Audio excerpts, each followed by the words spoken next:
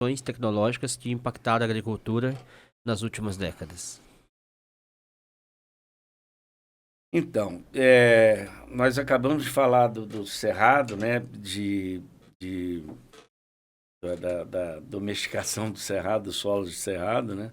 E isso vem de encontro com o uso de corretivo de solo, o uso de calcário, né? Para você controlar o alumínio, elevar cálcio e magnésio, né? E assim você ter um solo agricultável, né? Onde você pode produzir mais, né? Então, o uso de corretivo de solo foi uma coisa assim que foi fantástico. E com isso também veio o uso de fertilizantes, né? Não só o NPK, o nitrogênio, fósforo e potássio, mas também os microelementos, né? Que tão importantes assim. Por exemplo, a gente é sabido, que os solos no Cerrado tinham uma deficiência de zinco fantástica, uma coisa de doido. Então, assim, sem o zinco, você não teria produção de nada, nem de soja, nem de milho, nem de gramínea, enfim. E tudo isso foi a pesquisa que veio mostrar que precisava, né? Uso de defensivos para controle de praga e doença, né? Ponta de pulverização, para trabalhar com gotas, assim, não ter deriva. Isso daí eu acho que um ganho muito grande. E principalmente assim na redução de volume de água por hectare também, né? Eu lembro que quando eu fui trabalhar com reflorestamento, nós vendíamos herbicida para emergente e a gente recomendava 500 litros de água por hectare.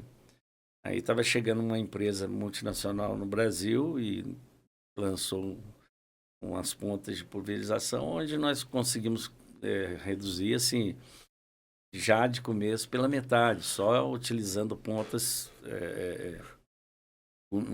específicas para isso, né? Então, assim, acho que o uso de maquinário, né? Máquinas e implementos foi uma coisa assim fantástica, né? Os implementos hoje, plantadeira, colhedeira, enfim, ajudou demais nesse desenvolvimento, né? Sementes, qualidade de semente, variedades próprias, com zoneamento correto, né? Que a pesquisa mostrou e trabalhou. Uma coisa que a gente não pode deixar de falar e que também aconteceu nos anos de 70, que foi as primeiras áreas do plantio direto na palha. Então, em 70, no estado do Paraná. Foi um primeiro passo ali para se não se fazer aração e gradagem todo ano. Mexer com solo, envolvimento de solo e erosão e, né, por aí.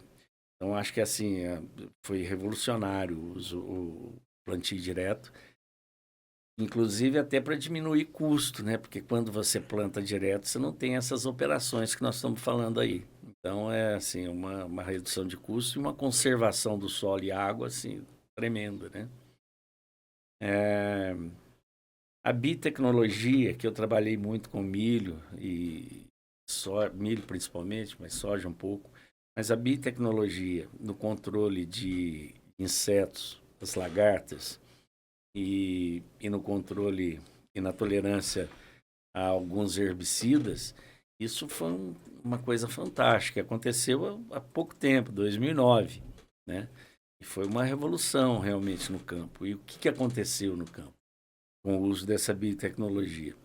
Houve uma redução do uso de produtos inseticidas, né? Que às vezes já com classe toxicológica bastante não muito favorável para nós em meio ambiente. Então, a biotecnologia veio, assim, tirar, vamos dizer, algumas pulverizações que o agricultor tinha que fazer, só usando essa tecnologia. Então, assim, foi uma coisa fantástica, né? Para mim, eu acho que é uma coisa assim, foi um ganho muito interessante. E também internet, satélite, um troço assim que sem a gente não estaria onde estamos, ou assim, o mundo não estaria onde está, né? Eu tenho certeza que se a gente não tivesse muito dessas coisas aí, a gente estaria lutando aí por comida. Então, realmente foi fantástico isso daqui. Outro dia eu vi uma figura, né, que retratava até isso. Tipo, o avô lá, né, ainda trabalhando no carro de boi, né, que arava no carro de boi. Depois o pai já no trator e o neto já, as novas gerações, tinha o do trator e hoje já tem, né, os drones. Então ele sentadinho ali com o celular só monitorando. Isso. É uma coisa de doido, né? Muita. Quem participa nessa transição enxergando as gerações deve ficar, né, impactado. Foi muito mesmo, porque veio muito na minha geração, né? Nós tivemos que aprender computador depois de velho, assim, de velho que eu digo assim, logo depois da faculdade, né?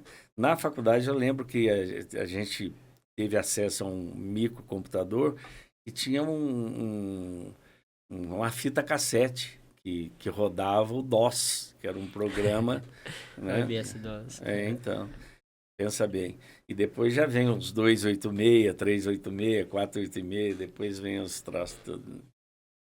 Nós passamos por tudo isso. Eu, por exemplo. Não, é engraçado porque você tá falando dos últimos 40 anos. Eu fiz 40 anos agora, esse mês, né? E você jovem assim, né? Imagina, a gente vai impactado com o que acontece. Imagina quem esteve dentro mesmo do processo, acompanhando. É gratificante, né? E facilitou pra gente muito, né? Eu lembro que no meu primeiro emprego na Emater, né, tinha acabado de formar. E fui para uma área onde era muito demandado HF, né? Então tinha muita horticultura, fruticultura. Então você trabalhava com várias culturas, café, milho. Então você tinha que saber de tudo um pouco. Então, assim, o Fusca da Emater na parte de trás era cheio de livro. Porque onde que eu ia folhear, ver doença, ver... Não tinha telefone. Não tinha o celular para você bater uma foto de uma planta daninha e descobrir ali e mostrar o que é essa planta daninha e qual o produto que você pode fazer para controlá-la. Então, assim, nós tivemos um sofrimento aí. Sim. Tinha que aprender na marra. Tem que honrar quem veio antes, né? É verdade. Não é é? verdade. Mauro, dando continuidade, como que a agricultura de precisão tem sido implementada no Brasil e quais que são os seus benefícios? Então, eu vejo assim, a agricultura de precisão assim, é uma necessidade mesmo, né? Porque junto com a análise de solo, por exemplo, onde você vê os níveis e a pesquisa te fala quais os níveis que são bons para determinada cultura e tal, você faz a aplicação de determinados níveis de doses, né, de fertilizantes, por exemplo, sem mais nem menos.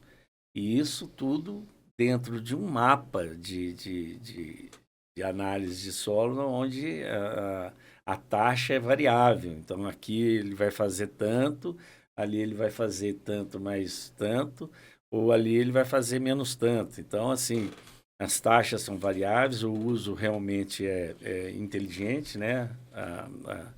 A economia para o produtor, ela é vista já no primeiro ano, no segundo ano de implantação, e o negócio foi mais longe, né? Hoje você tem mapeamento, por exemplo, por satélite, por calor, né? De ataque de praga, que às vezes você não vê. Hoje você tem, por exemplo, um pivô central de 300 hectares, onde você teve um ataque em reboleira de uma plaga e você pode fazer uma aplicação só naquela reboleira.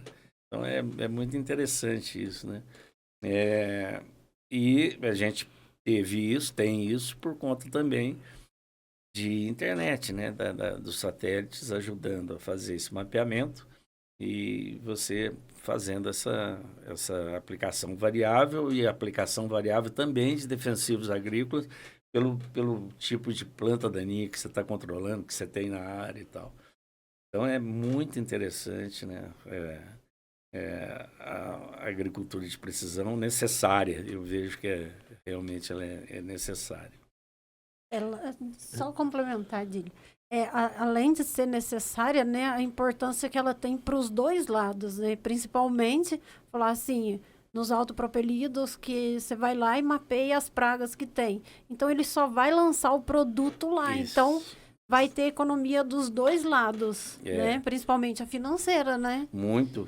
Você tem um bom controle, né? O controle certo, a dose certa para matar e tal. E o financeiro, que realmente hoje cada centavo vale, né? Então é muito importante isso daí. É uma prática que, assim, a gente vê que está na mão de produtores maiores, né? Está mais acessível a produtores maiores. Mas eu acho que, assim, daqui a pouco vai acontecer também nos médios e pequenos, porque a economia é muito, muito boa e a assertividade também é fantástica.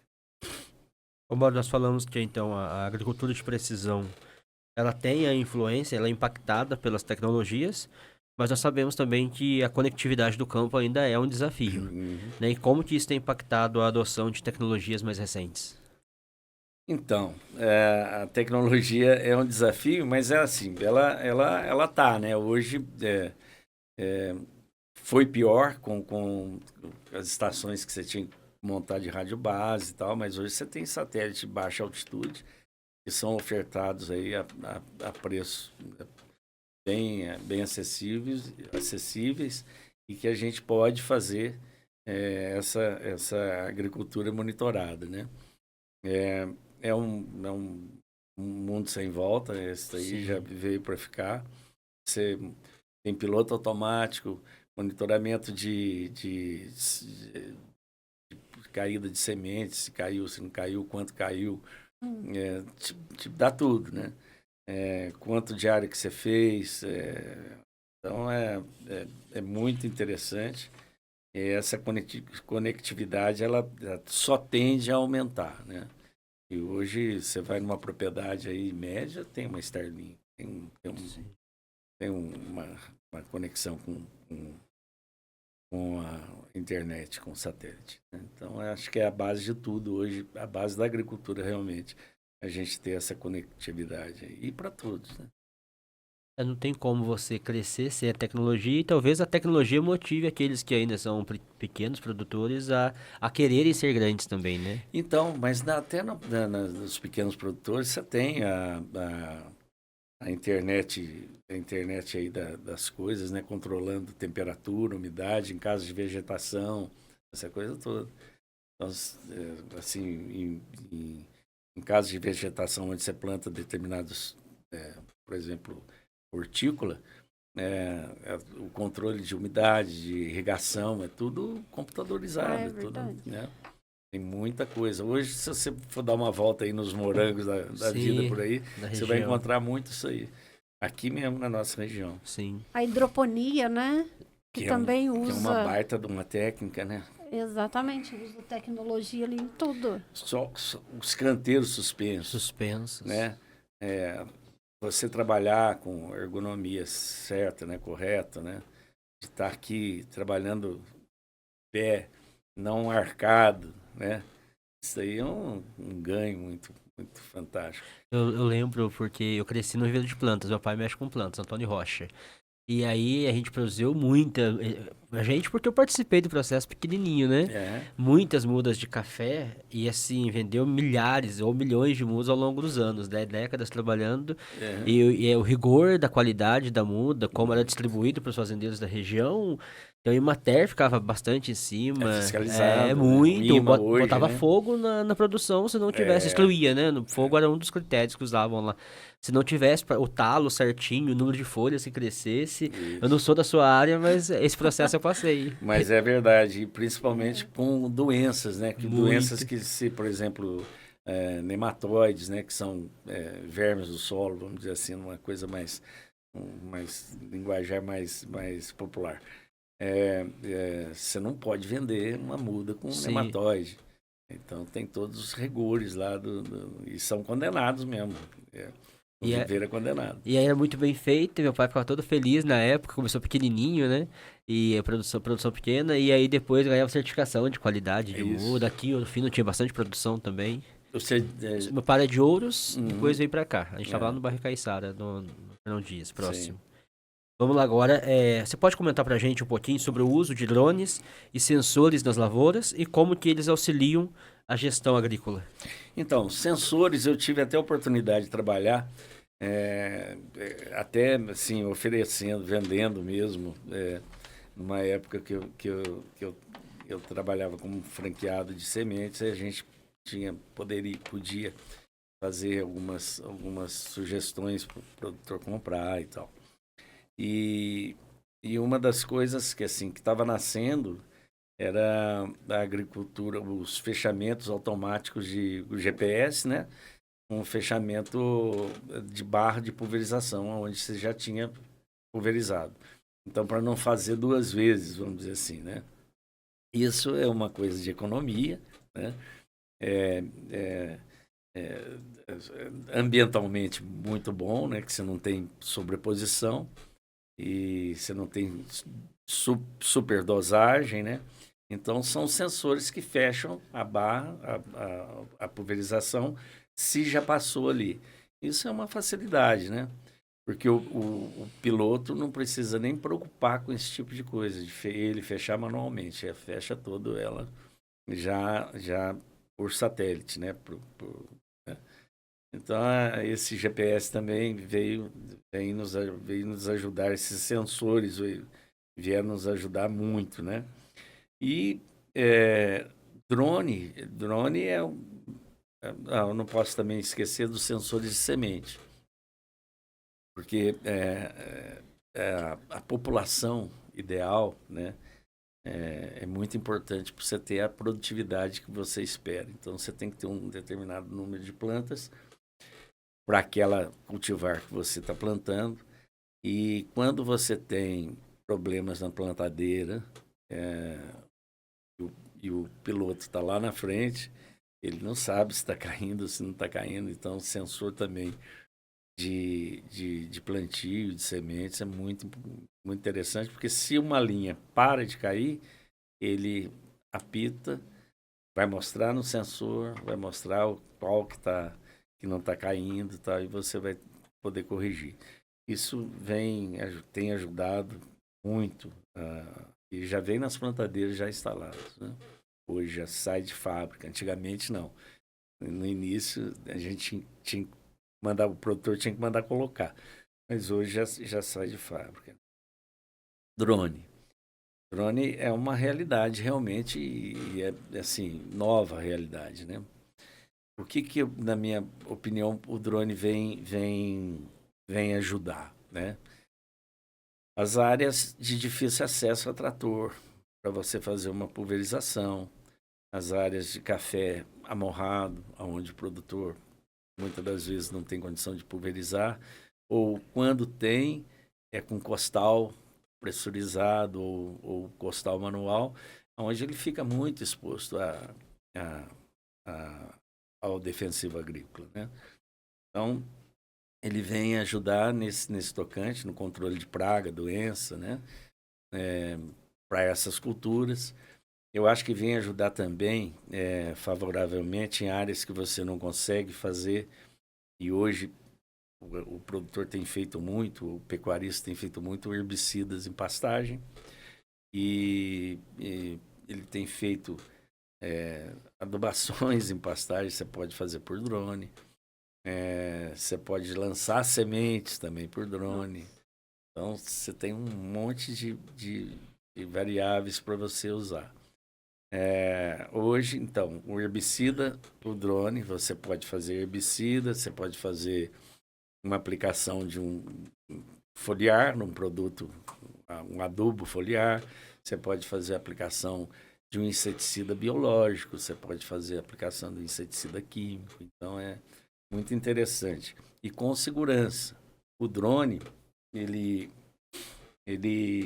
voa aí uma altura de 5, 6 metros, né? Basicamente. Hoje, não se voa sem adjuvantes que faz não ter deriva, que tem a condutividade elétrica. Essa gota realmente ela vai para baixo, ela não se dissipa. Então, tem muito adjuvantes hoje para trabalhar com essas aplicações aéreas.